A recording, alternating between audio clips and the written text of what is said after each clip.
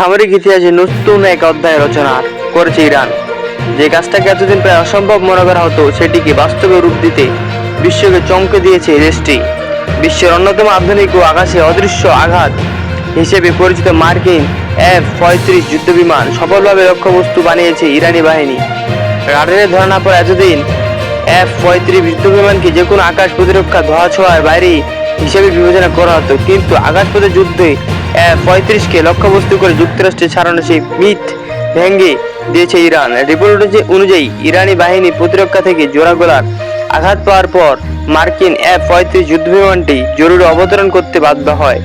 যদিও যুদ্ধবিমানটি বড় ধরনের ক্ষতি হয়নি বলে দাবি করেছে যুক্তরাষ্ট্র, তবুও বিভিন্ন সূত্র ও বিশ্লেষকদের বক্তব্য স্পষ্ট যে মার্কিন F-35 যুদ্ধবিমানে আঘাত এনেছে নিজেদের সক্ষমতা এবং নতুন দৃষ্টান্ত স্থাপন করেছে ইরান। F-35 অত্যাধুনিক পঞ্চম প্রজন্মের সেট যুদ্ধবিমান, বহুমুখী সামরিক অভিযানে ব্যবহারের জন্য এটিকে তৈরি করেছে যুক্তরাষ্ট্র। এটি রাডারে কম ধরা পড়ে, এর উন্নত সেন্সর ও নেটওয়ার্কিং প্রযুক্তি দিয়ে শত্রুর অবস্থান শনাক্ত করে সক্ষম। বিমানটি আকাশে যুদ্ধস্থল আক্রমণ, নজরদারি সব ক্ষেত্রে সমান কার্যকর।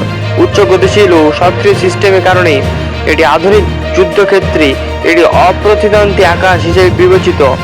সবচেয়ে অবাক করা বিষয় হলো, কোনো বিদেশি প্রযুক্তি নয়, সম্পূর্ণ নিজের তৈরি প্রতিরক্ষা ব্যবস্থার মাধ্যমে যুদ্ধবিমানটিকে আঘাত করেছে ইরানি বাহিনী। $1 ট্রিলিয়ন প্রকল্পে মার্কিন F-35 যুদ্ধবিমানকে এতদিন আধুনিক যুদ্ধবিমানের শীর্ষ প্রযুক্তি হিসেবে মনে করা হতো, অথচ তুলনামূলক অনেক কম খরচে একটি প্রতিরক্ষা ব্যবস্থার মাধ্যমে এটিকে আঘাত করা ইরানি বাহিনীর কৌশলগত দিক থেকে বিশাল সক্ষমতার বার্তা বহন করে।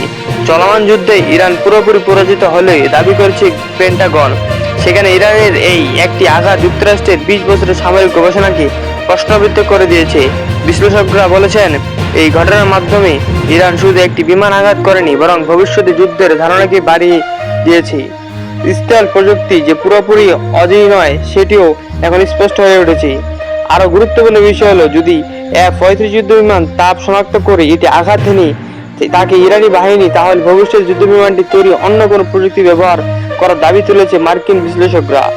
এই ঘটনার পর বিশ্বজুড়ে সামরিক বিশ্লেষকরা এক নতুন সমীকরণের মুখোমুখি হয়েছেন। প্রশ্ন উঠেছে, রণক্ষেত্র কি কেবল দামি প্রযুক্তি, দাপটের শেষ কথা, নাকি বুদ্ধিমত্তা আর উদ্ভাবনী কৌশল আসল শক্তি? ইরান বিশ্বকে এক কঠিন সত্যের মুখোমুখি দাঁড় করিয়ে দিয়েছে।